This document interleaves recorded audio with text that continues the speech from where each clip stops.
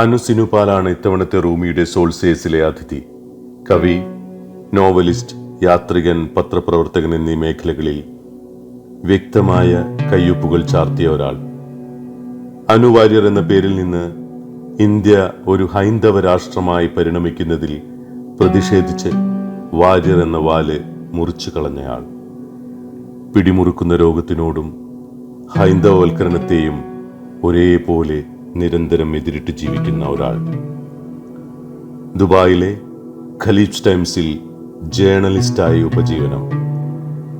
കടുത്ത രോഗം വേട്ടയാടുമ്പോഴും ഏറെ തെളിച്ചത്തോടെ എഴുത്തും യാത്രയും ജീവിതവും പങ്കുവെക്കുന്നു ഇവിടെ റൂമി.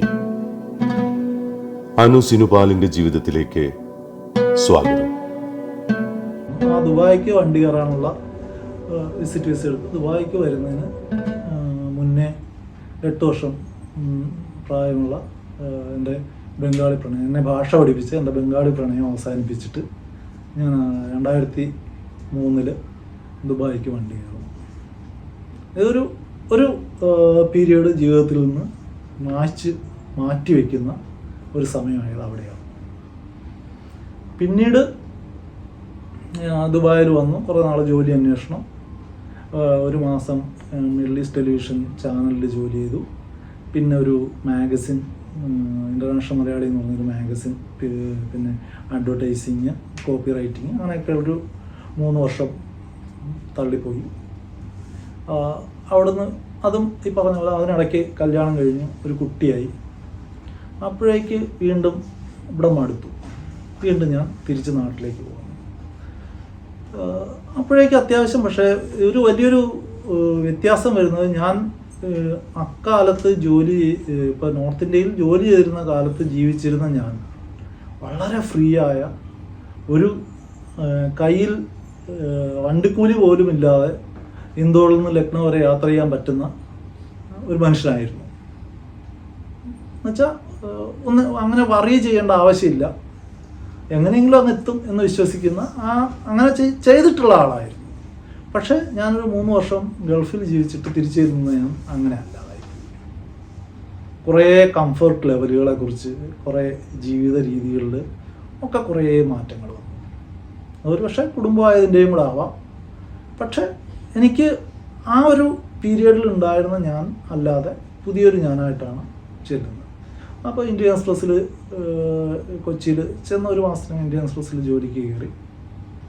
ഞാൻ ജോലിയൊന്നും ആയിട്ടല്ല ഇവിടുന്ന് പോകുന്നത്, പക്ഷേ ഒരു കോൺഫിഡൻസ് ഉണ്ട്. അവിടെ ചെന്ന് പെട്ടെന്ന് ജോലി കിട്ടുകയും ചെയ്തു.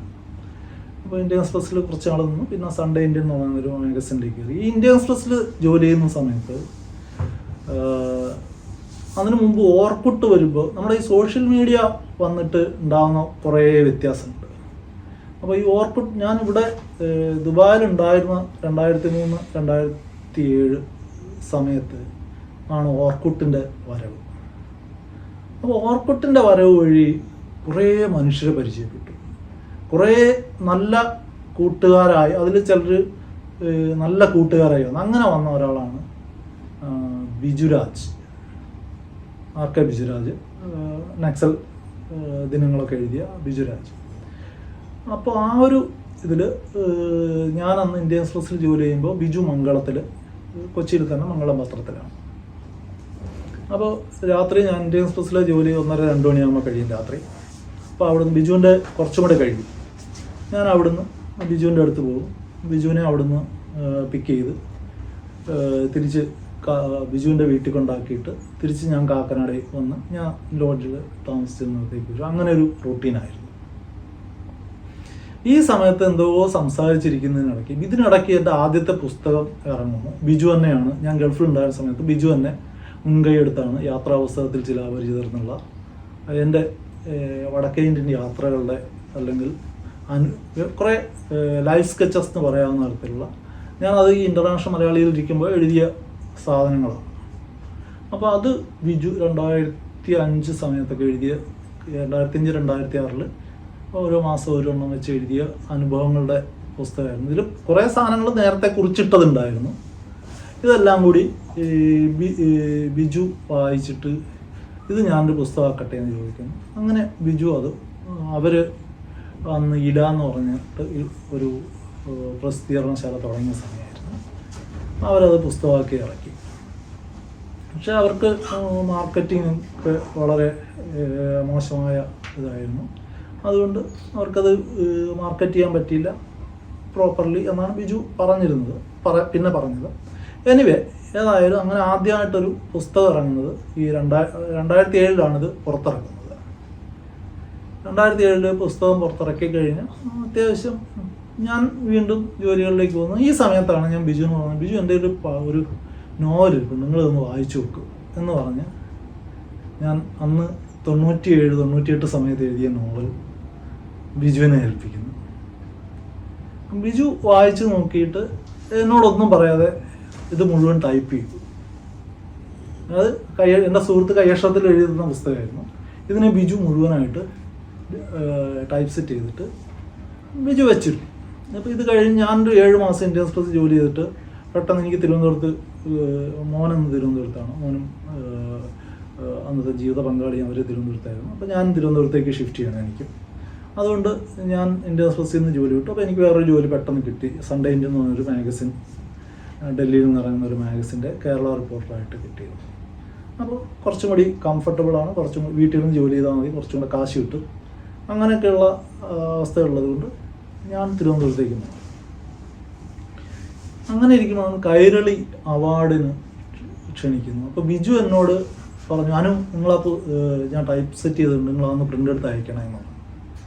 അപ്പോൾ ഞാൻ അയക്കാൻ ബിജു. പൊതുവെ ഞാൻ അന്നത്തെ ശരിക്കും ഇവിടെ നിന്ന് ഈ 3 വർഷം ഗൾഫിൽ നിന്ന് തിരിച്ചു പോയ ഞാൻ പഴയ ഞാനല്ല, ഞാൻ വല്ലാതെ മടിയനായി പോയിരുന്നു. അപ്പോൾ എനിക്ക് ആ ഒരു സാധനം കൊണ്ടാണ് ഞാൻ ബിജു പറഞ്ഞെങ്കിലും ഇത് വെറുതെയാണ് എന്നുള്ളത് കൊണ്ട് ഞാൻ പ്രിൻ്റ് എടുക്കാനോ അയക്കാനോ ഒന്നും പോയില്ല.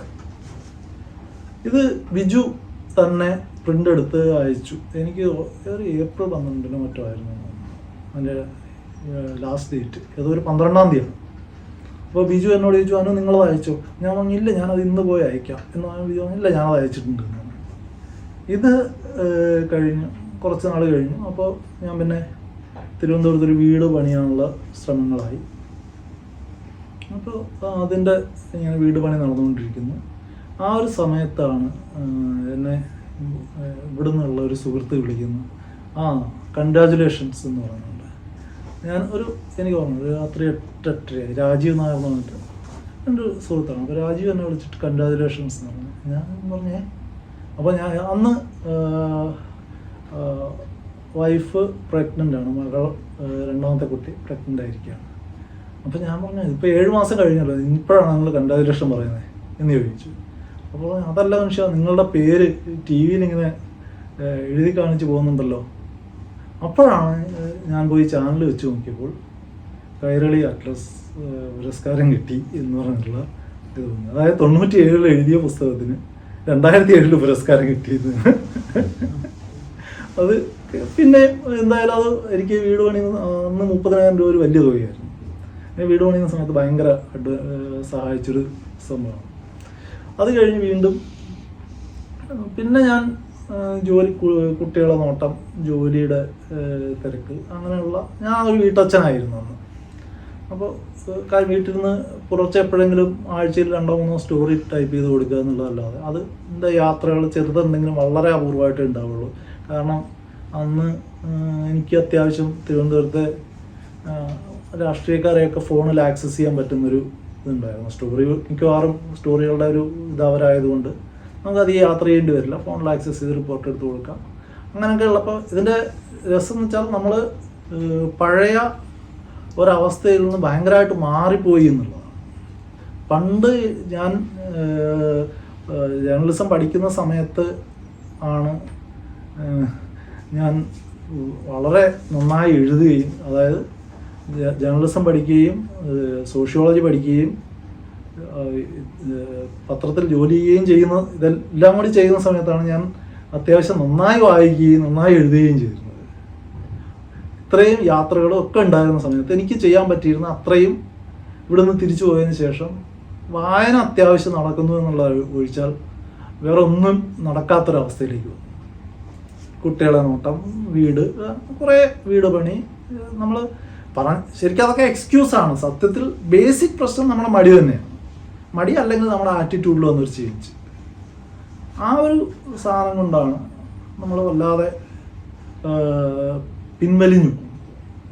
അത് ഇപ്പം എനിക്ക് മനസ്സിലാവുന്നുണ്ട്. ഞാനത് ചെയ്തിരുന്നത് വളരെ വലിയൊരു, എന്നോട് തന്നെ ആ മടിയെ ഞാൻ അന്ന് തോൽപ്പിക്കേണ്ടതായിരുന്നു എന്നുള്ളത് എനിക്ക് എന്നോട് തന്നെ ഇപ്പോൾ തോന്നുന്നൊരു വളരെ റിഗ്രറ്റ് ചെയ്യുന്നൊരു കാര്യമാണ്. ആ മടിയെ അന്ന് തോൽപ്പിച്ചിരുന്നെങ്കിൽ, കാരണം അന്ന് എൻ്റെ ഒപ്പം എഴുതിയിരുന്ന അല്ലെങ്കിൽ പലരും ഇന്ന് വളരെ അന്ന് എന്നെ നിൻ്റെ എഴുത്ത് കൊള്ളാമെന്ന് പറഞ്ഞിരുന്ന പലരും ഇന്ന് വളരെ നല്ല എഴുത്ത് അവരെ തന്നെ എഴുത്തിലൂടെ ഡെവലപ്പ് ചെയ്യുകയും അവർ വളരെ നന്നായിട്ട് വരികയും ചെയ്തിട്ടുണ്ട്. അത് ആ ഒരു ഹാർഡ് വർക്ക് ചെയ്യാൻ അവർക്ക് മനസ്സുണ്ടായി എന്നുള്ളതാണ്. നമുക്ക് ആ ഒരു മനസ്സുണ്ടായില്ല.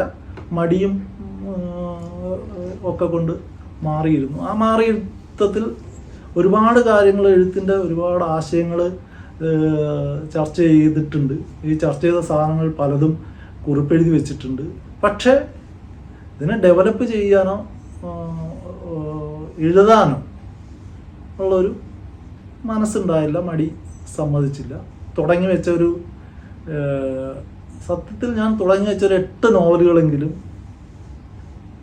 ഇപ്പോഴും കയ്യിലിരിപ്പുണ്ട് എന്നുള്ളതാണ്. 12 അധ്യായം എഴുതിയതുണ്ട്, അല്ലെങ്കിൽ 5 അധ്യായം എഴുതിയത്, അങ്ങനെ കുറേ. അതൊക്കെ ശരിക്കും ഒരിടത്ത് നിന്ന് പോകും, പിന്നെ ഇനി വേണ്ട എന്ന് തീരുമാനിച്ച് എൻ്റെ മടി കൊണ്ട് ഞാൻ എഴുതാതിരുന്നു പോയത്. ഒരുപക്ഷെ വേറെ തരത്തിൽ പറയാം, ഈ എഴുതാതിരുന്ന പുസ്തകങ്ങളാണ് ഞാൻ മലയാള സാഹിത്യത്തിന് നൽകിയ സംഭാവന എന്ന് വേണമെങ്കിൽ നമുക്ക് തമാശയായി പറയാം. പക്ഷെ അത് എനിക്ക് എന്നോടുള്ള ഒരു ദേഷ്യം ഉണ്ടാക്കുന്ന ഒരു സംഭവമായി ഇപ്പോൾ തിരിഞ്ഞു നോക്കുമ്പോൾ ദേഷ്യം ഉണ്ടാക്കുന്ന ഒരു സംഭവമായി എന്ന് എനിക്ക് തോന്നുന്നുണ്ട്. ഇപ്പോൾ ദേവദാസ് ആണെങ്കിലും അങ്ങനെയുള്ള കുറേ നമ്മുടെ ആ ഒരു കാലത്തെ എഴുത്തിലേക്ക് വന്ന ആളുകളെല്ലാം ഇപ്പോൾ വളരെ നന്നായി, ബിജു ആണെങ്കിലും, ബിജുവൊക്കെ ഭയങ്കരമായിട്ട് ഹാർഡ് വർക്ക് ചെയ്യുന്ന ആളാണ്. അപ്പോൾ അവരെല്ലാം ഇങ്ങനെ വളരെ നല്ല എഴുത്തുകാരായി, അവരൊക്കെ ക്വാളിറ്റി ഉണ്ട്, ക്വാളിറ്റി ഇല്ല, ഇപ്പോൾ ഇന്ദുഗോപനാണെങ്കിലും ഒക്കെ വളരെ നല്ല എഴുത്തുകാരായി വരുമ്പോൾ നമ്മൾ ഇങ്ങനെ എഴുതപ്പെടാത്ത മനുഷ്യരായിരിക്കുന്നു എന്നുള്ളതാണ് അതിൻ്റെ ഒരു നെഗറ്റീവ് സാധനം. അതെന്തായാലും ആ എഴുത്തിൻ്റെ സംഭവം വീണ്ടും വരുന്നത് ഫേസ്ബുക്കിൽ ആക്റ്റീവായി തുടങ്ങുമ്പോഴാണ്. അത് പക്ഷേ നമ്മുടെ എഴുത്തിനെ മാറ്റിക്കളഞ്ഞു എന്നുള്ളതാണ് വേറൊരു വലിയൊരു നെഗറ്റീവ് കഥയുണ്ട്. കാരണം അത്രയും നാൾ നമ്മൾ ദീർഘമായി ചെയ്തിരുന്ന കാര്യങ്ങൾ, അല്ലെങ്കിൽ വളരെ സ്പെസിഫിക്കായി ചെയ്തിരുന്ന കാര്യങ്ങളെ വളരെ ചുരുക്കി, അല്ലെങ്കിൽ വെറുതെ ഒരു ആൾക്കൂട്ടത്തിന് വായിച്ച് ലൈക്ക് അടിച്ച് പോകാനുള്ള സംഭവങ്ങളാക്കി മാറ്റിക്കളഞ്ഞു. പിന്നീടുണ്ടായ ഇപ്പോൾ കവിതകൾ, ഇതിനിടയ്ക്ക് ബ്ലോഗിൽ കുറച്ച് കാലം കവിതകൾ എഴുതിയിരുന്നപ്പോൾ കുറച്ചൊന്ന് എന്നെ ഒന്ന് നന്നാക്കി എടുത്ത് തുടങ്ങിയതായിരുന്നു. പക്ഷെ വീണ്ടും ഞാൻ എന്നെ മോശക്കാരനാക്കി കളഞ്ഞു. വീണ്ടും എഴുതാതെ ബ്ലോഗും അടച്ചുപൂട്ടി. പിന്നെ ഫേസ്ബുക്കിൽ അത്യാവശ്യം എഴുതുന്ന സാധനങ്ങൾ മാത്രമായി വന്നു. ഇത് അങ്ങനെ ഫേസ്ബുക്കിൽ മാത്രം എഴുത്തുകാരനായിട്ടാണ് ഞാൻ ഇപ്പോഴും ആക്ച്വലി. ഇപ്പോൾ പിന്നെ എഴുത്തുകാരനേ അല്ല എന്നുള്ളൊരവസ്ഥയിലേക്ക് മാറി. ഈ അവാർഡിന് ശേഷം ഉണ്ടായൊരു, അത് 2008 ഫെബ്രുവരിയിലോ മറ്റാണ് അവാർഡ് കൈപ്പറ്റുന്നത്. അത് ചിന്തകനെ പ്രസിദ്ധീകരിക്കുമെന്ന് പറഞ്ഞിരുന്നു. പക്ഷേ അതിലും എൻ്റെ മടി, കാരണം അവിടുന്ന് ചിന്തയിൽ അവർ പ്രൂഫ് കളക്ട് ചെയ്ത് കൊണ്ടുപോകാൻ പറഞ്ഞിട്ട് എനിക്കത് പറ്റിയില്ല. അതവിടെ കിടന്ന് അവസാനം 2015 ഈ 97 എഴുതിയ പുസ്തകം പ്രസിദ്ധീകരിക്കുന്നത്. അത്രയ്ക്ക് ഞാൻ എന്നെ തന്നെ കുറ്റം പറയുന്ന ഒരു സംഭവമാണ്. എൻ്റെ മടി എന്നുള്ള ഒരു കാര്യം കൊണ്ട് ഉണ്ടായിപ്പോയ ഒരു വലിയൊരു ദയനീയമായ ഒരു അവസ്ഥയായിരുന്നു അത്. ആക്ച്വലി ഞാൻ എന്നെ ഒന്ന് മാറ്റിയെടുക്കേണ്ടതായിരുന്നു എന്ന് തോന്നുന്നു ഇപ്പോൾ തോന്നുന്നു. കാരണം ഇപ്പോൾ നമ്മൾ മുന്നിൽ അധികം നാളില്ല എന്ന് കാണുമ്പോൾ നമുക്ക് തോന്നുന്നു നമ്മൾ ചെയ്യാമായിരുന്ന കാര്യങ്ങളെക്കുറിച്ച് നമ്മൾ ഓർത്ത് വല്ലാണ്ട് വിഷമിച്ചു പോകുന്നൊരു സംഭവമുണ്ട്. അത് എന്നെ ഭയങ്കരമായിട്ട് പീഡിപ്പിക്കുന്ന ഒരു സാധനം. പക്ഷേ ഇപ്പോഴും ഞാൻ വലിയ വ്യത്യാസപ്പെട്ടിട്ടില്ല എന്നുള്ളതാണ് ഒരു സത്യസന്ധമായ കാര്യം. ഓക്കെ, അത് കഴിഞ്ഞ് ഞാൻ ഒരു 2010 വരെ നാട്ടിൽ നിൽക്കുന്നു. അപ്പോൾ വീട് പണി കഴിഞ്ഞു, കുറേ സാമ്പത്തിക പ്രശ്നങ്ങൾ. അങ്ങനെ വരുമ്പോഴേക്ക് അവിടുന്ന് ഖലീജ് ടൈംസിൽ ജോലി കിട്ടുന്നു. തിരിച്ച് ഖലീജ് ടൈംസിൽ വന്ന് ജോലി ചെയ്യുന്നു എന്നുള്ളതല്ലാതെ. പക്ഷേ ഈ ഖലീജ് ടൈംസിൽ വന്ന് ജോലി ചെയ്യുമ്പോൾ ഉണ്ടായ വേറൊരു എക്സ്പോഷർ വന്നു.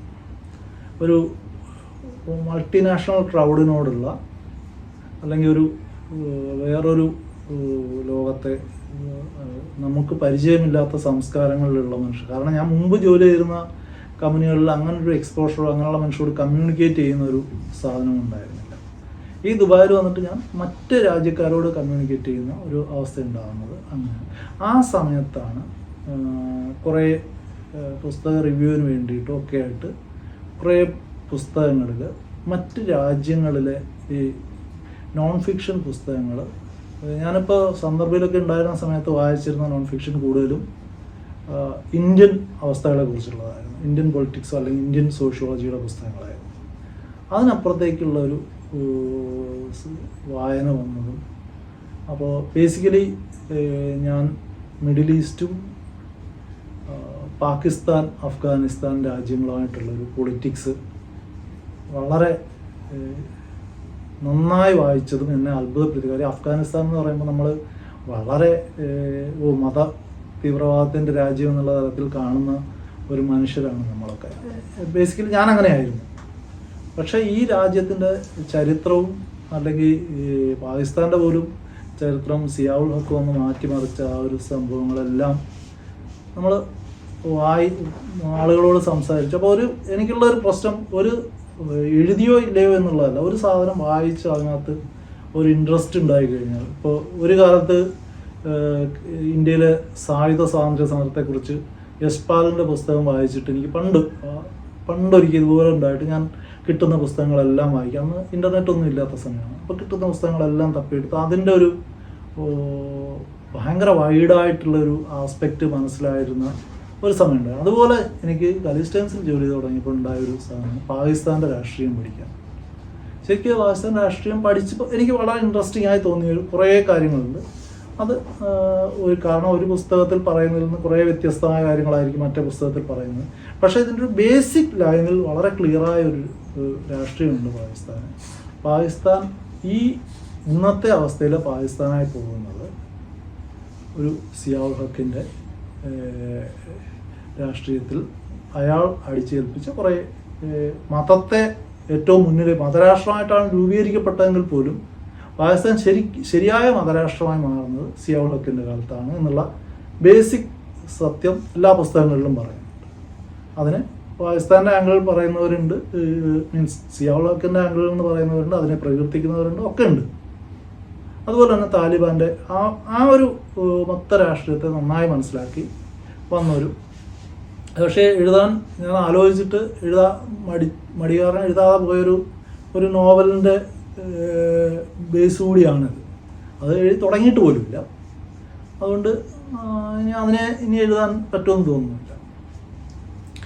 ഇതൊക്കെ കഴിഞ്ഞ് വരുമ്പോൾ അടുത്ത ഒരു ഘട്ടം വരുന്നത് 2020-ലാണ്. ഞാനൊരു 10 വർഷം ജീവിതത്തിൽ കുറേ സംഭവങ്ങൾ ഇതിനിടയ്ക്ക്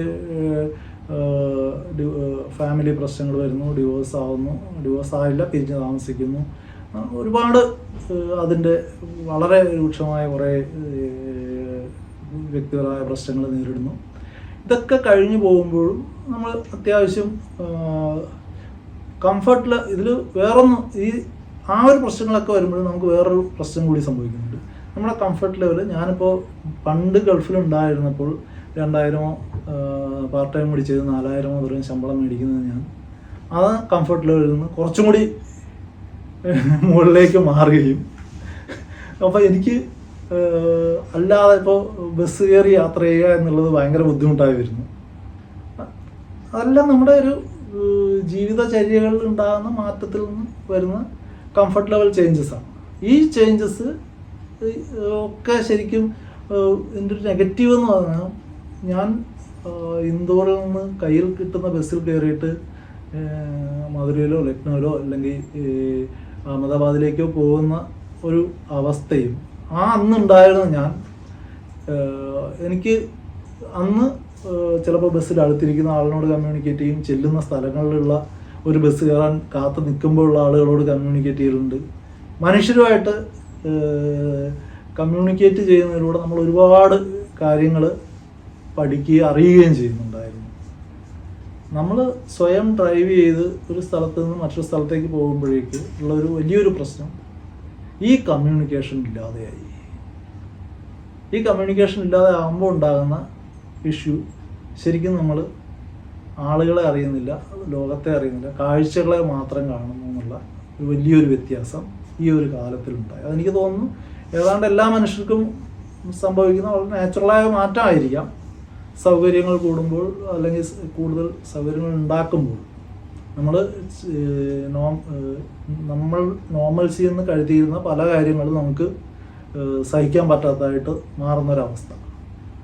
ഈ ഒരവസ്ഥയിൽ നമ്മുടെ അറിവുണ്ടാക്കൽ ബേസിക്കലി നമ്മൾ പുസ്തകങ്ങൾ ഡയറക്റ്റ് ആളുകളിൽ നിന്ന് അല്ലെങ്കിൽ ഭൂമിയിൽ നിന്ന് മനുഷ്യരിൽ നിന്നുള്ള അറിവ് ഉണ്ടാകുന്നതിന് പകരം നമ്മൾ ഇൻഫർമേഷന് വേണ്ടിയിട്ട് വായന അല്ലെങ്കിൽ ഈ മറ്റ് സോഴ്സ് ഇൻ്റർനെറ്റിലേക്കൊക്കെ മാറുന്നത്. അതായത് നമ്മൾ സത്യം കാണുന്ന സത്യത്തിൽ നിന്ന് വായിക്കുന്ന സത്യത്തിലേക്ക് നമ്മുടെ അറിവ് സമ്പാദനം മാറിപ്പോകുന്ന ഒരവസ്ഥ ഈ ഒരു കംഫർട്ട് ലെവലിൽ ഉണ്ടാകുന്ന മാറ്റത്തിന് തന്നെ ഭാഗമായിട്ടുണ്ടായ ഒരു കാര്യമാണെന്ന് ഇപ്പോൾ എനിക്ക് തോന്നുന്നുണ്ട്. ഇത് തിരിച്ചറിവുകൾ എന്ന് പറഞ്ഞാൽ ഇത് മാറ്റാൻ പറ്റുമോ ഇല്ലയോ എന്നുള്ളതല്ല, പക്ഷെ ആ ഒരു തിരിച്ചറിവുണ്ടാകുന്നുണ്ട്. ഇതിൽ നിന്ന് പിന്നെ എൻ്റെ ജീവിതത്തിലെ ഏറ്റവും വലിയൊരു അവസ്ഥ വരുന്നത് 2020 ഇത് ഇപ്പോൾ ഞാൻ 2020 എനിക്ക് ക്യാൻസർ ഡയഗ്നോസ് ചെയ്യുന്നു.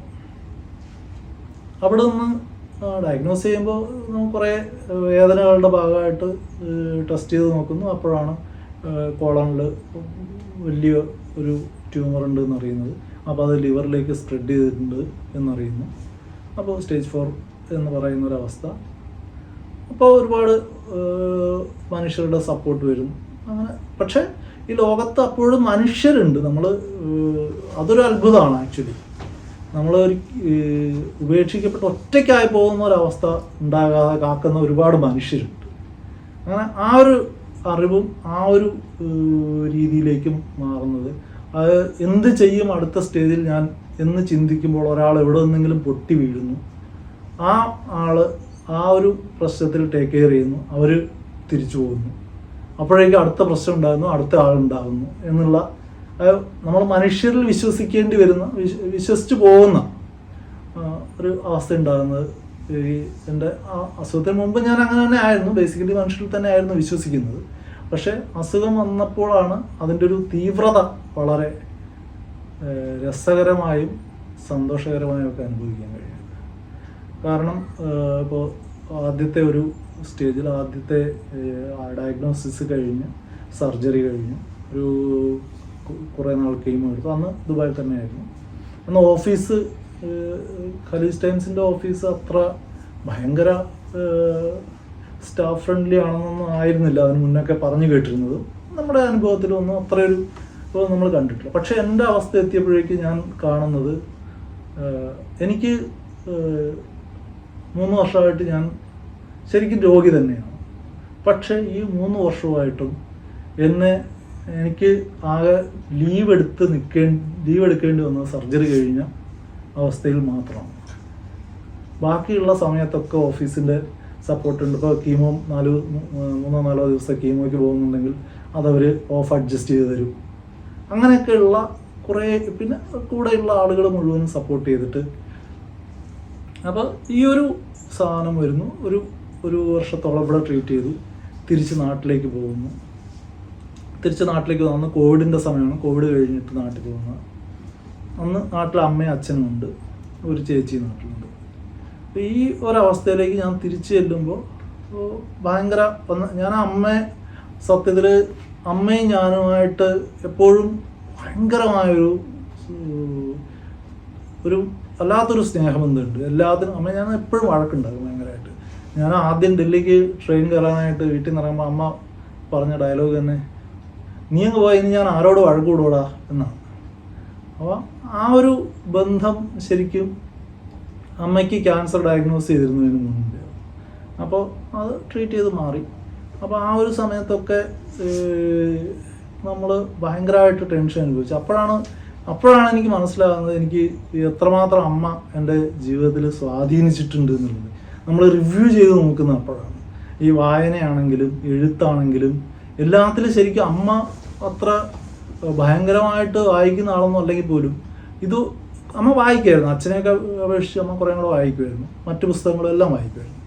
പക്ഷേ ഈ ഒരു സംഭവം നമ്മൾ പറയുന്ന കാര്യങ്ങൾ, നമ്മളെ എഴുത്തിന് ഒരു സപ്പോർട്ട്, കുറേ കാര്യങ്ങളിൽ അമ്മ പറഞ്ഞു തരുന്ന കാര്യങ്ങളൊക്കെ ഭയങ്കരമായിട്ട് ഉള്ളിൽ നമ്മളെ മാറ്റിമറിച്ചിട്ടുണ്ട്. അപ്പോൾ അത് ഞാൻ റിവ്യൂ ചെയ്യുന്നത് സത്യത്തിൽ അമ്മയ്ക്ക് അസുഖം വന്നു കഴിഞ്ഞിട്ടാണ്.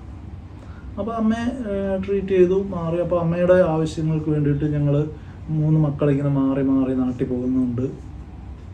അങ്ങനെയൊക്കെയുള്ള ഒരു ശരിക്കും പറഞ്ഞാൽ ആ ഒരു ബന്ധത്തിൻ്റെ ഭയങ്കര അത്രയും നാൾ നമ്മുടെ അടുത്തുണ്ടായിരിക്കുമ്പോൾ നമുക്ക് ഫീൽ ചെയ്യാത്തൊരു സാധനം അമ്മയിൽ അന്ന് അമ്മയുടെ അസുഖകാലം തൊട്ട് ഫീൽ ചെയ്ത് തുടങ്ങി. അപ്പോൾ ഈ 1.5 വർഷം ഞാൻ ആദ്യം എൻ്റെ ക്യാൻസർ ഡയഗ്നോസ് ചെയ്തപ്പോൾ അമ്മയെ അറിയിക്കരുത് എന്നുള്ളതായിരുന്നു. ഞാൻ കരുതിയത് അച്ഛൻ അറിഞ്ഞാലും പ്രശ്നമില്ല. അച്ഛൻ കരയുന്ന ആകെ ഒരിക്കലേ മറ്റേ ഞാൻ കണ്ടിട്ടുള്ളൂ. അച്ഛൻ എന്തെങ്കിലും ഒരു തരത്തിലുള്ള ദേഷ്യമല്ലാതെ മറ്റെന്തെങ്കിലും തരത്തിലുള്ളൊരു സോഫ്റ്റായിട്ടുള്ളൊരു വികാരം അച്ഛൻ്റെ മുഖത്തേയും കണ്ടിട്ടേ ഇല്ല. തമാശ വളരെ അപൂർവമായി തമാശ പറയും, അതൊരു മാതിരി പുച്ഛരസത്തിലുള്ളൊരു തമാശ പറയുമെന്നല്ലാതെ അച്ഛൻ ഒരു ഫ്രണ്ട്ലി ആയിട്ട് കണ്ടിട്ടില്ല. അതേസമയം അമ്മ വളരെ ഇമോഷണൽ ആയിട്ടുള്ള ഒരാളായിരുന്നു. അതുകൊണ്ട് തന്നെ എനിക്ക് അമ്മയെ എൻ്റെ അസുഖം അറിയിക്കരുതെന്ന് ആഗ്രഹം ഉണ്ടായിരുന്നു. പക്ഷേ എന്നെ ഭയങ്കരമായിട്ട് ഞെട്ടിച്ചു കളഞ്ഞു അമ്മ. എൻ്റെ അസുഖം അറിഞ്ഞ് കഴിഞ്ഞിട്ട് അമ്മ എന്നോട് ഫോൺ ചെയ്തിട്ട് ആദ്യം വന്ന്, ഓ അത് പേടിക്കാവുന്നില്ല, എനിക്ക് വന്നിട്ട് മാറിയില്ലേ എന്നായിരുന്നു. അപ്പോൾ ആ ഒരു ധൈര്യം അമ്മയിൽ ഭയങ്കരമായിട്ടുണ്ടായിരുന്നു. അവിടുന്ന് പിന്നെ ഞാൻ നാട്ടിൽ ചെന്ന് കഴിഞ്ഞിട്ട് അമ്മ വളരെ പെട്ടെന്ന് അപ്രതീക്ഷിതമായൊരു വീട്ടിനുള്ളിൽ വെച്ചിട്ടുണ്ടായ ഒരു അപകടത്തിൽ അമ്മ മരിക്കുന്നു. അമ്മ മരിച്ചു കഴിഞ്ഞപ്പോഴേക്കും ആക്ച്വലി വല്ലാത്തൊരു അനാഥത്വം ഫീൽ ചെയ്തു തുടങ്ങി. പക്ഷേ ജോലിയുണ്ട്, മോൻ കൂടെയുണ്ട്, അത്യാവശ്യം യാത്രകൾ ചെയ്യുന്നുണ്ട്. അങ്ങനെയൊക്കെയുള്ളൊരു ഇതിൽ പോയിക്കൊണ്ടിരിക്കുമ്പോഴാണ് അസുഖം റിലാപ്സ് ആയിട്ട് വരുന്നത്. അത് രണ്ടാമത് ലിവറിൽ ആദ്യം 4 ട്യൂമർ ഉണ്ടായിരുന്നു, പിന്നീട് 5 കൂടി. അപ്പോൾ ആ ഒരു വരവ് എന്നെ വല്ലാതെ ഞെട്ടിച്ചു. അപ്പോൾ അതിൻ്റെ ട്രീറ്റ്മെൻറ്റ്സ് അന്നും, പക്ഷേ ആദ്യത്തെ അസുഖത്തിൻ്റെ സമയത്ത് ഉണ്ടായിരുന്നൊരു പോസിറ്റീവ് തിങ്കിങ്, ഇത് സർജറി കഴിഞ്ഞു, കീമോയും കഴിഞ്ഞാൽ ഇതങ്ങ് പോകും, പിന്നെ കുറച്ച് നാൾ കഴിഞ്ഞാൽ എനിക്ക് നോർമൽ ജീവിതത്തിലേക്ക് തിരിച്ചു വരാം. അപ്പോൾ എൻ്റെ മുന്നിൽ അങ്ങനെ നോർമൽ ജീവിതത്തിലേക്ക് തിരിച്ചു വന്ന മനുഷ്യരുടെ എക്സ്പീരിയൻസ് ഉണ്ട്, നമ്മൾ കണ്ട് മനസ്സിലാക്കുന്നുണ്ട്. അപ്പോൾ അതിൻ്റെ ഒരു ധൈര്യം ഉണ്ടായിരുന്നു. റിലാപ്സ് ചെയ്ത് കഴിഞ്ഞപ്പോൾ ആ ധൈര്യം ഇല്ല, ആ ധൈര്യം പോയി. എന്ന് വെച്ചാൽ ഇത് ആദ്യമൊക്കെ ക്യൂർ ചെയ്യാൻ പറ്റുന്നതല്ല എങ്കിൽ പോലും കൺട്രോൾ ചെയ്യാൻ നന്നായി പറ്റുന്നതാണ് എന്നൊരു അഭിപ്രായമായിരുന്നു ആദ്യമൊക്കെ ഡോക്ടർമാർക്ക് ഉണ്ടായിരുന്നത്. അപ്പോൾ അതുകൊണ്ട് തന്നെ ആദ്യം കീമോയ്ക്ക് പോയി. അപ്പോൾ റേഡിയേഷനും മറ്റ് സാധ്യതകളൊന്നും വർക്ക് ചെയ്യില്ല, അതിന് സർജറിയും റേഡിയേഷനും ഒന്നും സാധ്യതയില്ല എന്ന് ആദ്യമേ തന്നെ ഡോക്ടേഴ്സ് തള്ളി കളഞ്ഞു. അപ്പോൾ പിന്നെയുള്ള ഓപ്ഷൻ കീമോ എടുക്കുക മാത്രമാണ്. അപ്പോൾ വീണ്ടും ഞാൻ ഒരു 6-7 മാസത്തെ ഗ്യാപ്പിന് ശേഷം വീണ്ടും കീമോയിലേക്ക് തിരിച്ചു പോയി. വീണ്ടും അതേ അനുഭവങ്ങൾ, ദുരിതങ്ങളെന്നൊക്കെ പറയാവുന്ന കീമോയുടെ ശല്യങ്ങളൊക്കെ ഇങ്ങനെ കണ്ടിന്യൂ ചെയ്തു.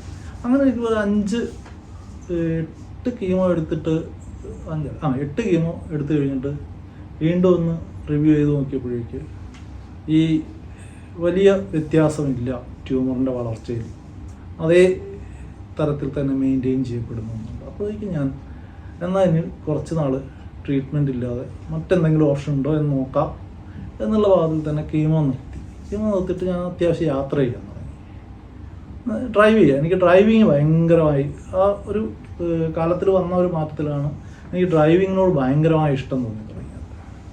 അപ്പോൾ ഞാൻ നന്നായി ഡ്രൈവ് ചെയ്യാൻ തുടങ്ങി. കേരളത്തിൽ തന്നെ, കേരളത്തിലും തമിഴ്നാട്ടിലൊക്കെ അടുത്തുള്ള പ്രദേശങ്ങളിലേക്ക് ഒരു 10 മണിക്കൂർ വരെയൊക്കെയുള്ള ഡ്രൈവ് കണ്ടിന്യൂസ് ചെയ്യാമെന്നുള്ളൊരവസ്ഥയിലേക്ക് അങ്ങനെ ചെയ്തു പോയി. അത് കഴിഞ്ഞ് കുറേ നാൾ കഴിഞ്ഞപ്പോഴാണ് ഒരു 5 മാസത്തോളം അങ്ങനെ ജീവിച്ചു. അപ്പോഴത്തേക്ക് വേദന കുറച്ച് കൂടി തുടങ്ങി. അന്നേരമാണ് ഒരു ഇമ്മ്യൂണോതെറാപ്പി എന്നുള്ളൊരു ട്രീറ്റ്മെൻറ്റിൻ്റെ സാധ്യത അന്വേഷിക്കാം എന്ന് പറഞ്ഞിട്ട് ബ്രദറിലോയും ചേച്ചിയൊക്കെ കൂടി നിർബന്ധിച്ചു. അങ്ങനെ അതിൻ്റെ ഒരു ഡോക്ടർ, അതിന് മുമ്പൊരിക്കൽ അത് ട്രൈ ചെയ്തിരുന്നു. അന്നേരം കീമോ എടുത്തുകൊണ്ടിരിക്കുമ്പോൾ അത് ചെയ്യേണ്ടെന്ന് കീമോ എടുത്തുകൊണ്ടിരുന്ന ഡോക്ടേഴ്സ് പറഞ്ഞുകൊണ്ട് അത് മാറ്റി വെച്ചതാണ്. അപ്പോൾ അത് കഴിഞ്ഞ് ഇമ്മ്യൂണോതെറാപ്പിയുടെ സാധ്യതയ്ക്ക് അപ്പോൾ എന്നാൽ പിന്നെ അത് നോക്കിയേക്കാം എന്ന് പറഞ്ഞിട്ട് എറണാകുളത്തെ അതിൻ്റെ ഒരു അജു മാത്യു എന്ന ഡോക്ടറെ അടുത്തേക്ക് പോയി. അപ്പോൾ പുള്ളി അതിൻ്റെ ഒരു ജീൻ ടെസ്റ്റിംഗ് ഉണ്ട്. അത് ടെസ്റ്റ് ചെയ്തപ്പോൾ ഇമ്മ്യൂണോതെറാപ്പിക്ക് പറ്റില്ല, കാരണം മ്യൂട്ടേഷൻ ഉണ്ടെങ്കിൽ അത് ചെയ്യാൻ പറ്റുള്ളൂ, മ്യൂട്ടേഷൻ ഇല്ല എന്നുള്ളതുകൊണ്ട് അത് വേണ്ടെന്ന് വെച്ചു. അപ്പോൾ ഞാൻ പറഞ്ഞു എനിക്ക് അങ്ങനെ കീമോ വീണ്ടും എടുത്ത് കണ്ടിന്യൂ ചെയ്യാൻ ബുദ്ധിമുട്ടുണ്ടെന്നാണ്. പുള്ളി 3 ദിവസത്തെ കീമോയ്ക്ക് പകരം പുതിയൊരു മെഡിസിൻ ട്രൈ ചെയ്യാമെന്ന് പറഞ്ഞിട്ട് പുതിയൊരു മെഡിസിൻ ട്രൈ ചെയ്യുന്നു. അപ്പോൾ അതും പെയിൻ വല്ലാതെ കൂടുന്നു, വീണ്ടും പ്രശ്നങ്ങൾ ഉണ്ടാകുന്നു. ഇപ്പോൾ എന്തായാലും ആ മെഡിസിൻ അത് പക്ഷേ ഒരു ദിവസത്തെ ആയതുകൊണ്ട് നമ്മൾ സഹിച്ച് മുന്നോട്ട് പോകാമെന്നുള്ള അവസ്ഥയിൽ തൽക്കാലം പോയിക്കൊണ്ടിരിക്കുന്നു. ഇതാണ് പക്ഷേ ഈ സംഭവം ഉണ്ടാക്കിയ മാറ്റം വല്ലാത്തതായിരുന്നു. കാരണം ഒന്ന് ക്യൂർ ചെയ്യപ്പെടാൻ പറ്റാത്ത ഒരു അസുഖത്തിന് മുന്നിൽ നിൽക്കുമ്പോൾ നമ്മൾ പഴയ കാര്യങ്ങളെ മൊത്തം റിവ്യൂ ചെയ്തു. ഈ റിവ്യൂവിലാണ് ഞാൻ വലിയ ഇപ്പോൾ എഴുത്തിലും വായനയിലും ഒക്കെ, പിന്നെ ഇതിൻ്റെ ഒരു കീമോയുടെ കുറേ മാനസിക പ്രശ്നങ്ങളുണ്ട്. നമ്മൾ സൈക്കോളജിക്കലി പണ്ടുണ്ടായിരുന്ന നമ്മളല്ലാതെ പോകുന്നൊരവസ്ഥയുണ്ട്. ആ അവസ്ഥയിലൊക്കെ നിൽക്കുമ്പോഴാണ് ശരിക്കും ഇനി ഈ കുറച്ച് കാലം മുന്നിലുള്ളപ്പോൾ നമ്മൾ എന്തൊക്കെ ചെയ്യണം എന്ന് ആലോചിക്കുന്നത്. അപ്പോൾ എൻ്റെ കഷ്ടകാലത്തിന് എനിക്കുള്ളൊരു ഗുണം എന്ന് പറയുന്നത് എൻ്റെ തലയിൽ ഐഡിയകൾ വരും, ആശയങ്ങൾ വരും, എഴുതാനുള്ള കാര്യങ്ങൾ തലയിൽ ഇങ്ങനെ വരും. അപ്പോൾ എഴുതി തുടങ്ങാൻ ഭയങ്കരമായൊരു എനർജി ഉണ്ടാവും. പക്ഷെ ഒരു പ്രശ്നം, ഈ എഴുതി തുടങ്ങി ഒരു ഇടത്തെത്തുമ്പോഴേക്ക് ചിലപ്പോൾ 3-4 ചാപ്റ്റർ എഴുതി മുന്നിലെത്തുമ്പോഴേക്ക് അവിടെ നിന്നു. ഈ ആശയങ്ങൾ ഉണ്ടായില്ലെങ്കിൽ സത്യത്തിൽ ഒരു പ്രശ്നമില്ല. എനിക്കൊന്നും എഴുതാൻ ഇല്ല എന്ന് നമ്മളങ്ങ് വിശ്വസിച്ചിരുന്നു പോകും. പക്ഷേ എൻ്റെ പ്രശ്നം ഈ ആശയങ്ങൾ ഉണ്ടാവുകയും അതും മറ്റേ ഫേസ്ബുക്കിൽ കവിത പോലെയുള്ള വരികൾ എഴുതുന്ന പരിപാടിയൊക്കെ അങ്ങ് ഏതാണ്ട് നിലച്ചു പോകുന്നു. ആ മനസ്സ് കംപ്ലീറ്റ് ഇല്ലാതാവുകയും മറ്റ് നോവലുകൾ പോലെയുള്ളവയുടെ പുതിയ പുതിയ തീമുകൾ ഇങ്ങനെ തലയിലേക്ക് കയറി വരികയും ഇത് എഴുതാൻ തുടങ്ങുകയും എഴുതി ഒരു 2-3 ചാപ്റ്റർ എത്തുമ്പോഴേക്ക് പിന്നെ എനിക്ക് തുടരാൻ പറ്റാതെ പോയി. അങ്ങനെ വരുന്ന കുറേ പുസ്തകങ്ങൾ അല്ലെങ്കിൽ കുറേ എഴുത്തുകൾ ഇങ്ങനെ നിലച്ച് കിടക്കുന്നു എന്നുള്ളത് ആണ് ഒരു വലിയൊരു സങ്കടമോ ഒക്കെ ആയിട്ടുള്ളൊരു കാര്യം. അതിനെ എഴുതണം എന്ന് തന്നെയാണ് മനസ്സിലുള്ളത്. പക്ഷേ എനിക്കറിയില്ല ഞാനത് ചെയ്യുമോ ഇല്ലയോ എന്ന്. കാരണം നമ്മൾ ആരോഗ്യപരമായിട്ട് ഇപ്പോൾ അത്ര ഹോപ്പ്ഫുള്ളായ സ്റ്റേജിലല്ല ഉള്ളത്. നമുക്ക് വളരെ പ്രതീക്ഷകളുള്ള സ്റ്റേജിലൊന്നും അല്ല ഞാനുള്ളത്. ഇതെനിക്ക് പക്ഷേ ഒരു കാര്യമുണ്ട്, എനിക്കിത് പറയാനുള്ള ഒരു ധൈര്യവും മനസ്ഥൈര്യം പേടിച്ചുകൊണ്ടല്ല ഞാനിത് പറയുന്നത്. ഞാൻ ആരോഗ്യപരമായി മോശം സ്റ്റേജിലാണ് എന്ന് പറയുന്നത് ഞാൻ ഒരു തരത്തിലും പേടിച്ചുകൊണ്ടല്ല, വളരെ ധൈര്യത്തിൽ തന്നെയാണ്. കാരണം നേരത്തെ പറഞ്ഞല്ലോ, മനുഷ്യർ എപ്പോഴും ഉണ്ടാകുന്നു എന്നുള്ളത് ഇത് പറയാനുള്ള ഒരു ധൈര്യം ഉണ്ടാക്കുന്നൊരു കാര്യമാണ്. എവിടെ നിന്നെങ്കിലും ആശുപത്രി പോകുന്ന ഞാൻ കുറേ ഒരു 13-14 കീമോയായി നാട്ടിൽ ചെന്നിട്ട് എടുക്കുന്നത്. 4 അല്ലെന്ന് തോന്നുന്നു, അതിൽ കൂടുതലായിട്ടുണ്ടെങ്കിലേ ഉള്ളൂ. അപ്പോൾ ഈ കീമോകൾ എൻ്റെ കുടുംബത്തിൽ നിന്ന് എൻ്റെ കൂടെ വന്ന് ആശുപത്രിയിൽ 3 ദിവസം കൂടെ വയ്ക്കാനോ അല്ലെങ്കിൽ അല്ലാത്ത ഒരു ദിവസത്തെ കീമോയ്ക്ക് കൊണ്ടുപോകാനോ ഒന്നും കുടുംബത്തിൽ നിന്ന് ഒരു തവണയും മറ്റോ ആളുണ്ടായിട്ടുള്ളൂ. മുഴുവൻ എൻ്റെ സുഹൃത്തുക്കൾ തന്നെയാണ് ഇത്രയും നാളും ഈ ആശുപത്രിയിൽ കൂടെ നിൽക്കുകയൊക്കെ ചെയ്യും. അപ്പം ഞാൻ പറഞ്ഞത് മനുഷ്യരെല്ലായ്പ്പോഴും ഉണ്ട് എന്നുള്ളതൊരു ആ ഒരു കാര്യത്തിൽ വളരെ പോസിറ്റീവായൊരു തോട്ട് തരുന്നുണ്ട്. അതിൻ്റെ ഒരു ധൈര്യമുണ്ട്. ഈ മനുഷ്യർ ഉണ്ട് എന്നുള്ളത് സന്തോഷവും ധൈര്യവും. പക്ഷേ അതേസമയം തന്നെ ഈ എഴുത്തില്ലായ്മ എന്നുള്ളത്, അല്ലെങ്കിൽ കുറേ കാലം വായനയേ ഉണ്ടായിരുന്നില്ല, ഇപ്പോൾ വീണ്ടും വായന തുടരാൻ പറ്റിയിട്ടുണ്ട്. അതൊരു വലിയ സന്തോഷമാണ്. ഒരു പക്ഷേ അതുപോലെ എഴുതാനും പറ്റിയിരുന്നെങ്കിൽ ഇനിയുള്ള കുറച്ച് കാലം കൊണ്ട് എന്തെങ്കിലും എഴുതി തീർക്കാൻ പറ്റണം എന്നുള്ളൊരു ആഗ്രഹമാണ്. ഇതൊരു ശരിക്കും പറഞ്ഞാൽ ഒരു യാത്രയിൽ നമ്മൾ ഒരുപാട് ഘടകങ്ങളെ കട്ട് ചെയ്ത് കളഞ്ഞിട്ട് വളരെ വളരെ ചെറിയ ഒരു ഭാഗത്തെ മാത്രമേ ഞാൻ പ്രസൻറ്റ് ചെയ്തിട്ടുള്ളൂ. പക്ഷെ ഇതൊക്കെയാണ് ഞാൻ എന്ന് പറയാവുന്ന ഒരു ധൈര്യമുണ്ട്.